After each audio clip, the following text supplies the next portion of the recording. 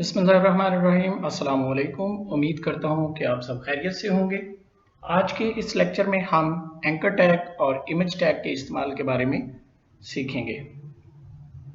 आप ये बात जहन में रखें कि आप एक वेबसाइट बनाना चाहते हैं और इसमें एंकर टैग का इस्तेमाल करना चाहते हैं। एंकर टैग वेबसाइट्स या वेब पेजेस में क्यों इस्तेमाल किया जाता है? एक्चुअली एंकर टैग किसी भी वेबसाइट के एक पेज से दूसरे पेज को लिंक करने के लिए इस्तेमाल किया जाता है। ये वेबसाइट के सफ़हात के दरमियान राब्ते का काम करता है, यानी अगर हम किसी वेबसाइट के एक पेज से दूसरे पेज पर जाना चाहते हैं तो एंकर टैग को इस्तेमाल करेंगे। आइए हम इसकी वजाहत कोड से करते हैं ताकि आप इसे आसानी से समझ सकें। सबसे पहले आप अपना टेम्पलेट कोड लिख लें, जैसा कि मैंने टेम्पलेट कोड लिखा हुआ है। बॉडी टैग के दरमियान आप एंकर टैग ए से स्टार्ट करेंगे और इसके दरमियान हरफ का एट्रीब्यूट लिखेंगे। एंकर टैग के दरमियान हरफ का एट्रीब्यूट बहुत अहमियत का हामिल होता है। अभी हमने हरफ एट्रीब्यूट को एम्प्टी छोड़ दिया है।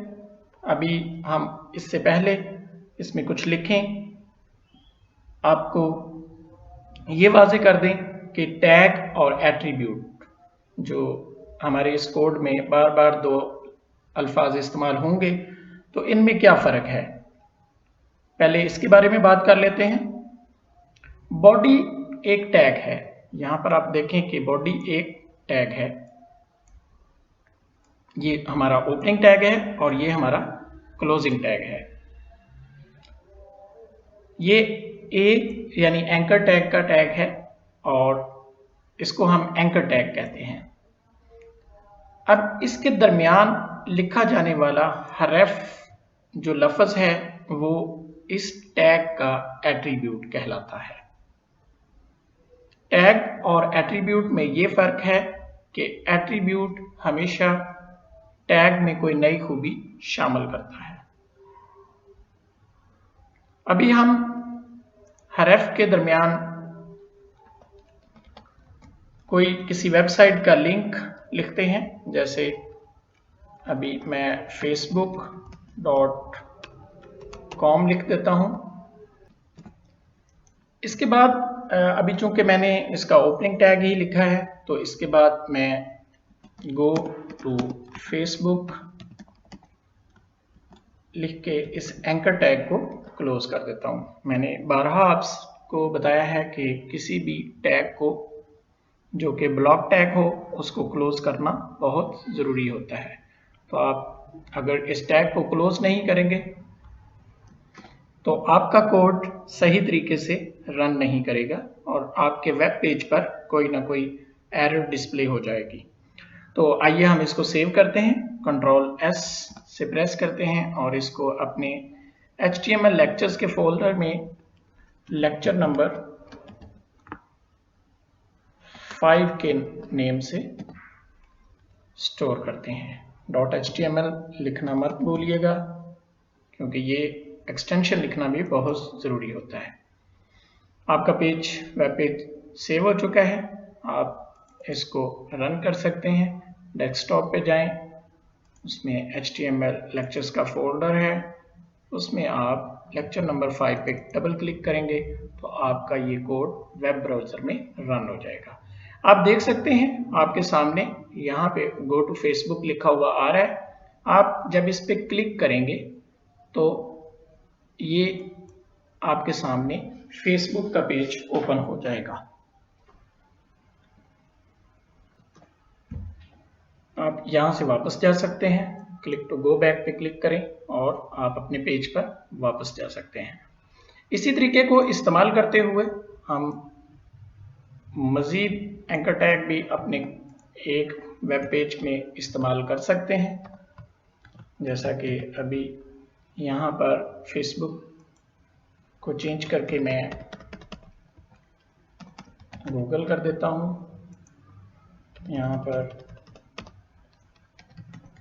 ट्विटर लिख देता हूँ और यहाँ पर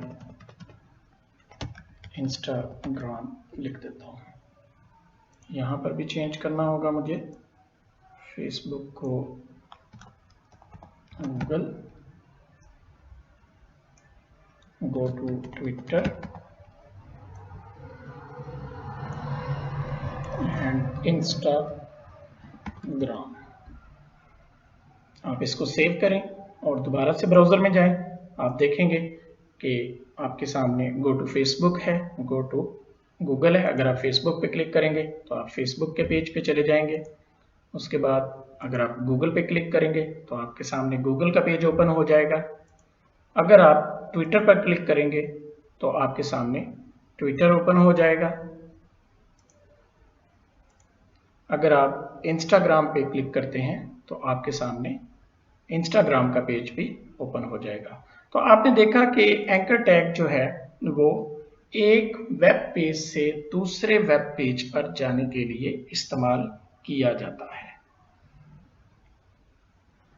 इसी तरह हम मुख्तलिफ वेब पेजेस के लिंक एक वेब पेज में इस्तेमाल कर सकते हैं ताकि हम एक वेब पेज पर रहते हुए दूसरे वेब पेज पर ट्रांसफर हो सके। लेकिन यहाँ पर एक प्रॉब्लम है। मैं चाहता हूं कि मेरी वेबसाइट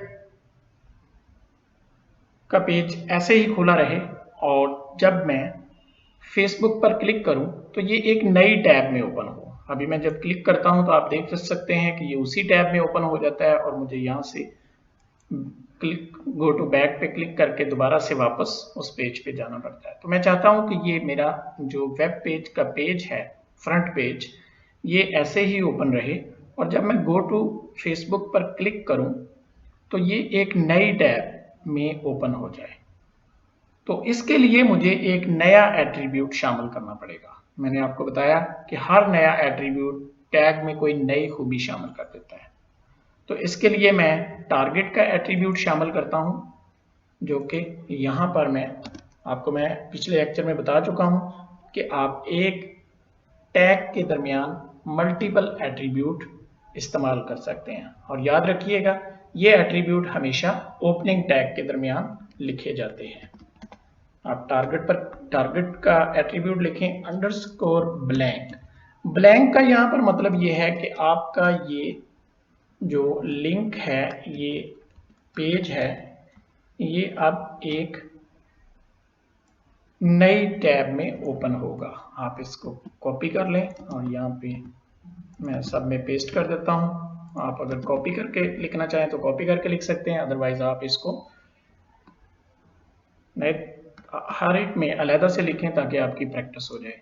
अब आप दोबारा से रीलोड करें और जब आप इस पर क्लिक करेंगे तो आप देखेंगे कि आपके फेसबुक का पेज लेक्चर नंबर 5 यहाँ पे आपको इस टैब में नजर आ रहा है और आपको फेसबुक का पेज नई टैब में ओपन हो गया है। अब आप दोबारा वहां पे जाएं और गूगल पे क्लिक करें, वो एक और नई टैब में ओपन हो जाएगा। इसी तरह ये तमाम जो है पेजेस नई टैब में ओपन होंगे।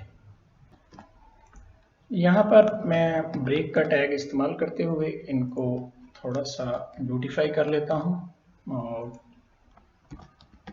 ताकि ये हर लिंक जो है एक नई लाइन में ओपन हो।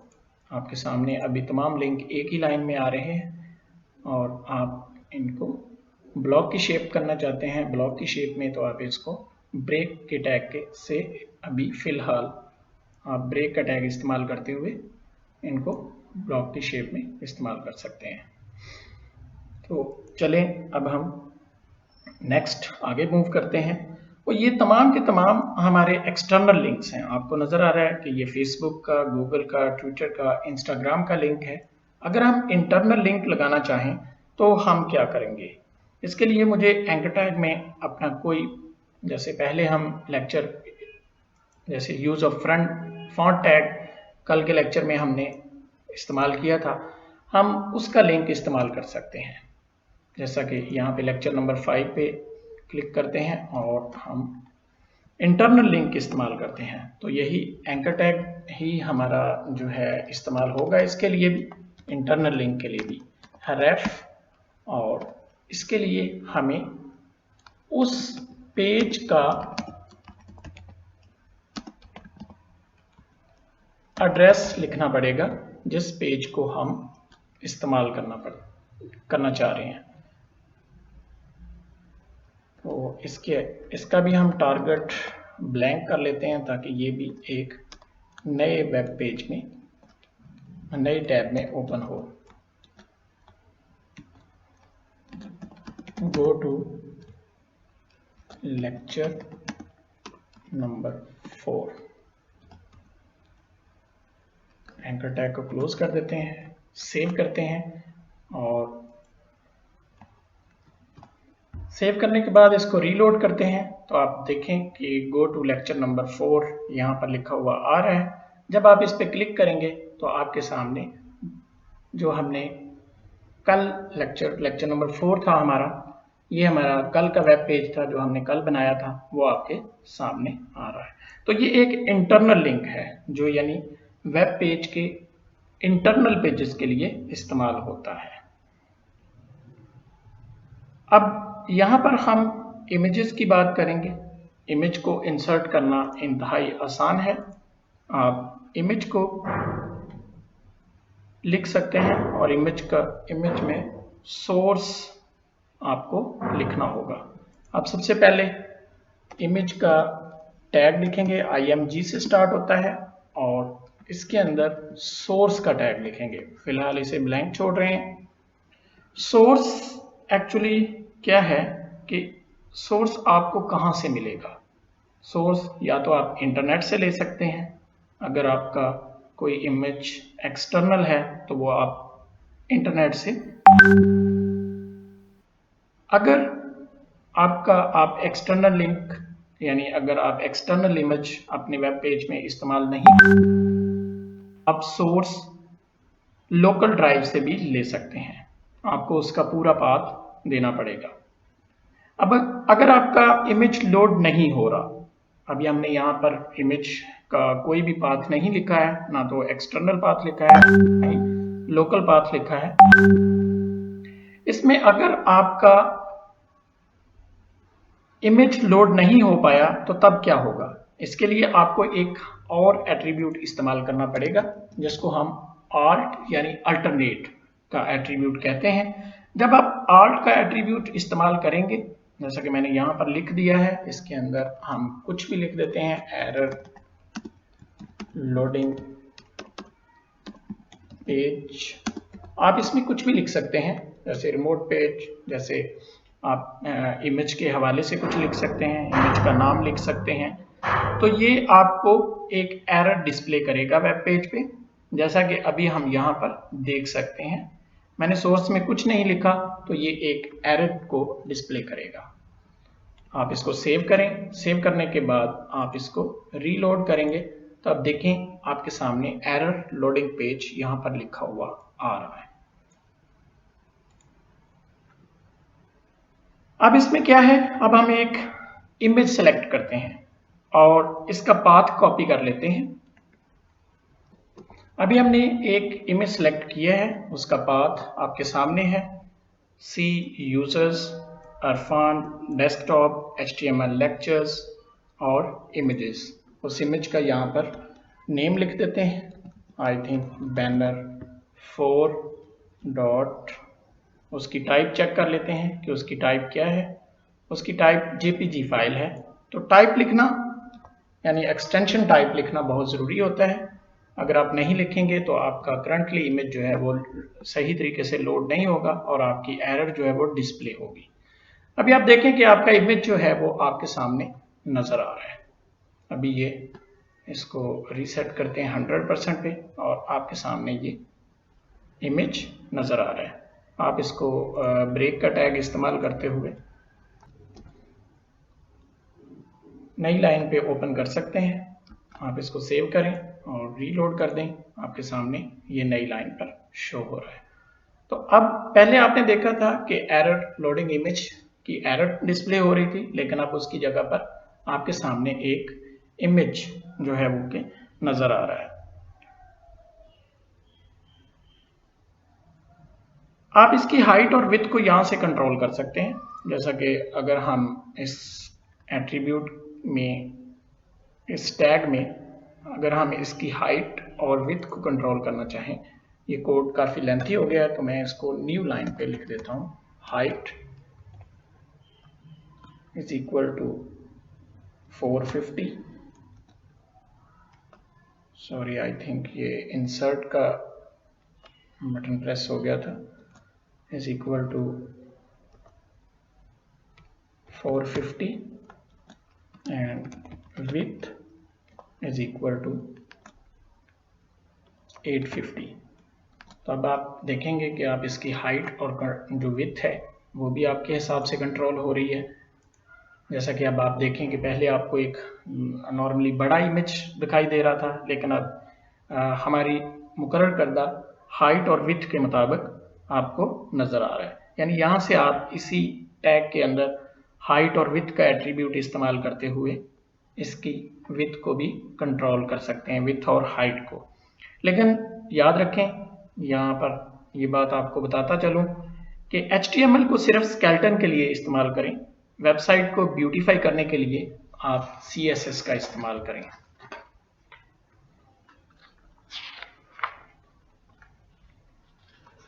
इससे क्या होगा कि इसके आपका जो कोड है HTML का वो कम्प्लेक्स नहीं होगा और आपके लिए वो डिफ़िकल्ट नहीं बनेगा।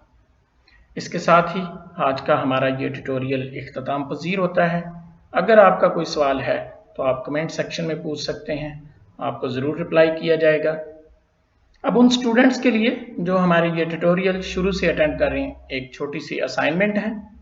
तमाम स्टूडेंट्स अपना तारफ़, अपने शहर के तारफ़ के साथ 2 पेजेस बनाकर सेंड करेंगे। याद रखिएगा कि इस असाइनमेंट पर अपनी पर्सनल इंफॉर्मेशन हरगज़ शामिल मत कीजिएगा, जैसा कि आपका असल नाम, मोबाइल नंबर वगैरह। ये आपकी ज़ाती मालूमात हैं, इनसे कोई भी शख्स गलत फ़ायदा उठा सकता है, इसलिए ऐसी मालूमात हरगज़ शेयर मत कीजिएगा। इसके साथ ही आज के लिए मैं आप सब लोगों से, सब स्टूडेंट से इजाज़त चाहूँगा। अल्लाह हाफिज़।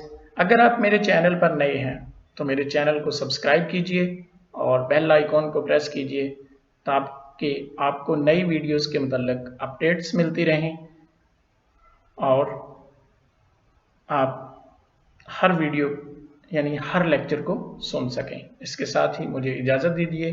अल्लाह निगहबान।